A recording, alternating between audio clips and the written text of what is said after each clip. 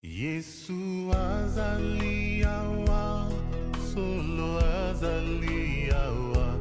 Yesu azali awa, nabiso. Yesu azali awa, solo. Alléluia. Maranatha, chers frères et sœurs, et bienvenue dans l'émission Telama sur Teler TV.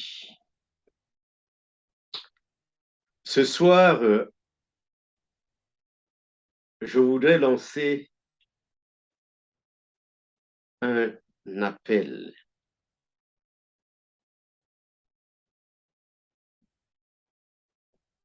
Je voudrais t'encourager, je veux dire, chers frères, chères sœurs, en te disant ceci: ne perds ni l'espoir, ni ton courage, quelles que soient les circonstances de la vie.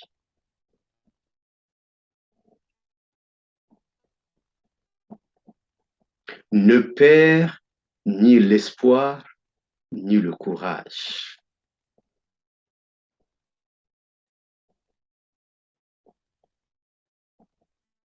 Comme dit l'adage,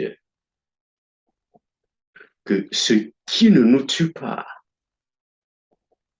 nous fortifie. Alors, je voudrais m'entretenir avec vous, tirant inspiration d'un homme, Gédéon.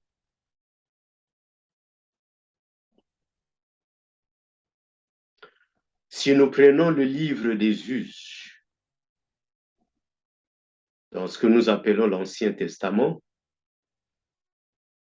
nous pouvons lire l'histoire d'un homme qui a été appelé par Dieu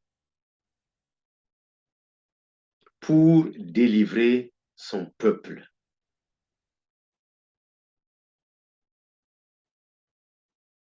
Et cet homme s'appelait Gédéon. Donc, si nous prenons le chapitre 6, livre des Juges, et verset 12, nous voyons, nous assistons à la rencontre de Gédéon qui est tout déçu avec l'ange de l'Éternel. Gédéon avait perdu tout espoir. Gédéon avait perdu tout courage. Mais un jour, l'ange de l'Éternel s'est approché de lui. Dans le verset 12, on peut lire ceci: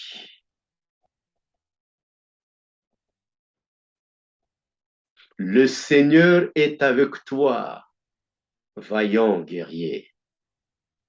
C'est dans le verset 12. Le Seigneur est avec toi, vaillant guerrier. Ces paroles-là ont été adressées par l'ange de l'Éternel à Gédéon.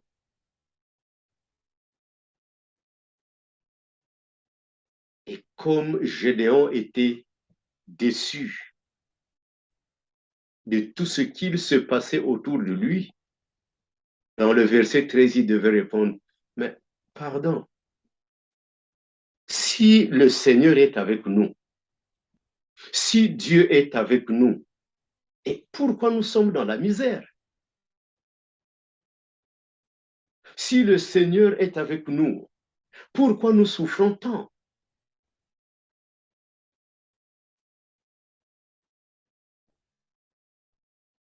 Parce que Gédéon, lui, il appartenait à une tribu très petite.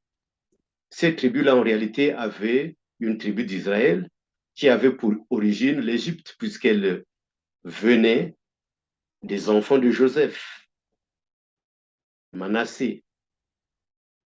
Mais tous, ils constituaient Israël, qui était dans la misère et qui était dominé par les Médianites.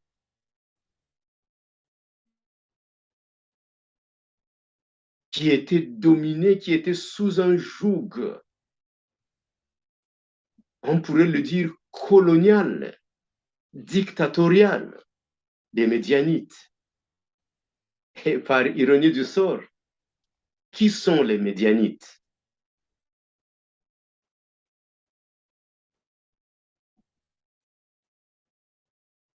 Abraham, le père de la foi, nous avions déjà parlé de lui un jour, a eu 8 fils.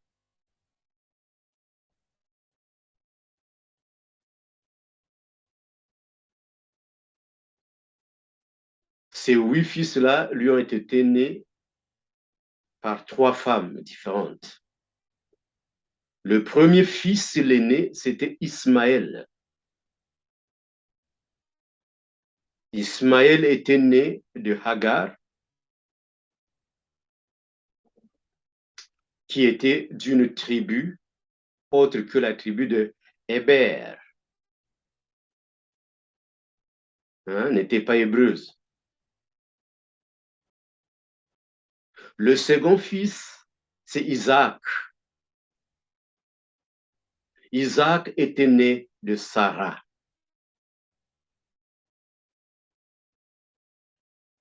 Sarah, tout comme Abraham, étaient tous de la lignée ou des fils d'Héber, les Hébreux.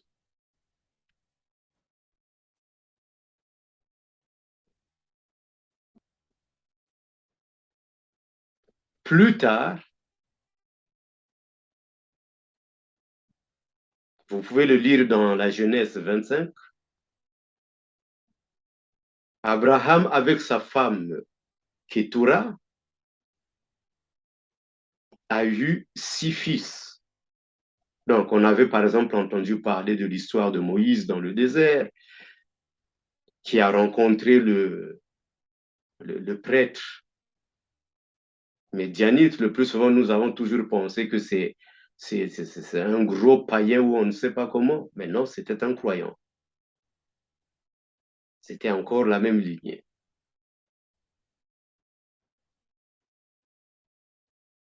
Mais parmi tous ces fils-là, il n'y avait qu'un seul qui était le fils de la promesse, Isaac.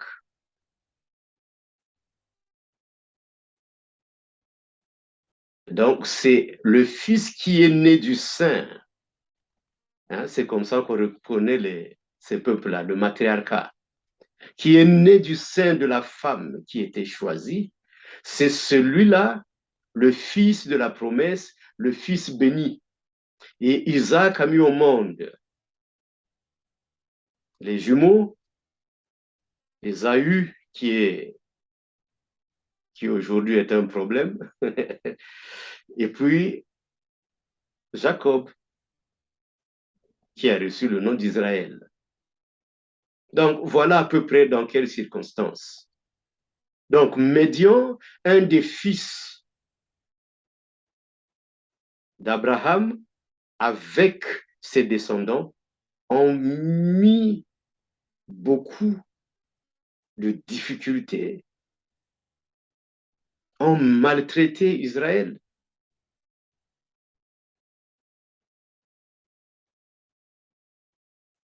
Et alors, c'est dans ces conditions-là de pauvreté, de joug, hein, que le Seigneur apparaît à Gédéon pour dire, voyons guerrier, l'Éternel est avec toi. Son nom apparaît. Alors, on peut comprendre comment Gédéon a dit, non, non, non, non, mais écoute, vraiment, le Seigneur est avec nous. Et il a permis que nous ayons tout ce que nous avons maintenant là.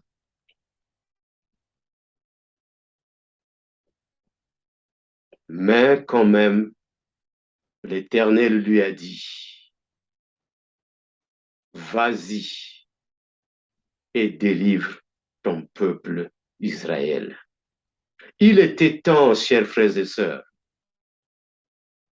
parce que chez Dieu, le tout se passe avec raison. Je ne veux plus euh, rester longtemps sur cela. Si vous lisez le chapitre 6 au commencement, vous verrez que ce qui est arrivé à Israël est arrivé parce qu'ils avaient mal fait, ils étaient insoumis, ils avaient désobéi à Dieu. Mais chers frères et sœurs, je veux vous dire quelque chose. Le plus souvent, le monde pense que Dieu est tellement cruel qu'il se met là à punir. Et souvent, les gens cherchent à établir la différence entre le Père et le Fils, pensant que le Père, c'est celui-là qui est le cruel et le Fils, c'est le meilleur. Non, il n'y a qu'un seul Dieu, le même, qui est en même temps juste et miséricordieux. Or, la justice de Dieu, elle est presque inscrite partout, hein, dans la nature et même dans la nature humaine. Donc, si nous ne comprenons pas ce mécanisme-là, comme Dieu lui-même dit, mon peuple périt par manque de connaissances. Ils ne savent pas quel est le mécanisme du fonctionnement de la loi. Parce que Dieu ne peut pas agir contre sa propre nature. Comme ils ne savent pas cela, ils vont souffrir. Et moi, qu'est-ce que je veux faire? Je veux pleurer en cachette. Donc, ce n'est pas de la cruauté que les gens souffrent. Ce n'est pas de la cruauté de Dieu, mais parce qu'il y a une loi et la loi implacable. Ceux qui se sauvent de cette loi-là, c'est ceux qui ont reçu la grâce de Jésus-Christ, parce que lui, celui-là, il est venu, il a dit, moi, je prends toute la faute sur moi pour que ce monde-là soit libéré, pour que le monde soit sauvé. Et le sacrifice a été suprême. On n'a plus besoin d'autres sacrifices. Ça, c'est une autre question. Donc, Gédéon était tellement déçu de Dieu qu'il ne pouvait plus entendre ce genre de choses. Mais Dieu l'a encouragé, lui a dit, vas-y, tu vas délivrer. Et il lui a donné des instructions. Qu'est-ce qu'il faut faire? Pour se libérer de ce joug des Médianites, il a fallu se battre. Alors le Seigneur va dire à Gédéon, forme ton armée. Et après, il va lui dire, l'armée est trop grande. Dis à toute cette armée-là, dis-leur que ceux qui ont peur, qu'ils se retirent, qu'ils ne se mettent pas ensemble avec vous pour se battre. Et il y a près de 22 000 qui se sont retirés. Et même avec ceux qui sont restés là, le Seigneur a dit, pour que tu comprennes, Gédéon, que je suis là, je suis maintenant en train de t'aider. Que ça suffit, j'ai compris que ta peine, en fait, tes souffrances, tu as beaucoup souffert, mais voilà, on met fin à ces souffrances-là. Mais tous ceux qui sont restés là, ces milliers-là à l'épreuve, tu les amènes au bord de l'eau. Et je te dirai qui va aller en guerre avec toi et qui ne va pas aller. Et quand tu vas leur demander de boire l'eau, s'il y a ceux qui vont laper, l'eau, tu les mets à côté. Et ceux qui vont s'agenouiller pour boire, tu les mets aussi de l'autre côté. Et à la fin, il s'est avéré qu'il n'y avait que 300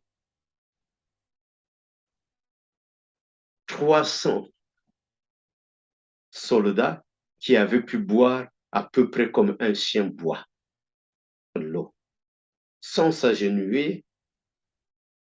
Et alors, ce sont les 300 qui sont allés se battre du côté de Gédéon. Quand vous allez lire le chapitre 7, vous verrez comment cela finit. Gédéon a fini par atteindre le but, la délivrance d'Israël. Ils étaient misérables. Et lui-même, Gédéon, était misérable. Il n'en croyait pas. Et il est arrivé jusqu'à délivrer son peuple. Mais qui sait, chère sœur, qui sait, cher frère, peut-être que tu es le Gédéon du Congo. Peut-être que tu es le Gédéon de l'Afrique. Vous savez, le plus souvent, les choses se passent dans le silence. Et puis tout d'un coup, le rideau est levé. Alors, chère sœur, ne perds pas l'espoir. Cher frère, ne perds pas ton courage. Vous avez tout ce qu'il faut dans le Seigneur. Les armes spirituelles défensives et offensives. Ne perds ni l'espoir, ni le courage. Que le Seigneur Dieu te bénisse et te conduise au nom de Jésus-Christ de Nazareth. Amen. Yesu azali awa, solo azali awa. Yesu azali awa, na biso. Yesu azali